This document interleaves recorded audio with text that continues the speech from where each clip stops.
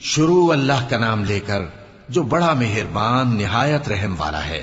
سب تعریف اللہ ہی کے لیے ہے جو سب چیزوں کا مالک ہے، یعنی وہ کہ جو کچھ آسمانوں میں ہے اور جو کچھ زمین میں ہے سب اسی کا ہے، اور آخرت میں بھی اسی کی تعریف ہے، اور وہ حکمت والا ہے، خبردار ہے۔ جو کچھ زمین میں داخل ہوتا ہے اور جو اس میں سے نکلتا ہے اور جو آسمان سے اترتا ہے اور جو اس پر چڑھتا ہے سب اس کو معلوم ہے، اور وہ مہربان ہے، بخشنے والا ہے۔ اور کافر کہتے ہیں کہ قیامت کی گھڑی ہم پر نہیں آئے گی۔ کہہ دو کیوں نہیں آئے گی؟ میرے پروردگار کی قسم وہ تم پر ضرور آ کر رہے گی۔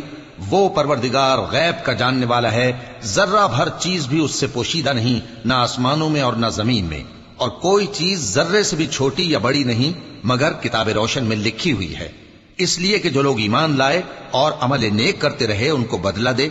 یہی ہیں جن کے لیے بخشش اور عزت کی روزی ہے، اور جنہوں نے ہماری آیتوں کے بارے میں ہمیں ہرانے کی کوشش کی ان کے لیے سخت درد دینے والے عذاب کی سزا ہے۔ اور جن لوگوں کو علم دیا گیا ہے وہ جانتے ہیں کہ جو قرآن تمہارے پروردگار کی طرف سے تم پر نازل ہوا ہے وہ یقیناً حق ہے، اور اس اللہ کا رستہ بتاتا ہے جو غالب ہے، قابل تعریف ہے۔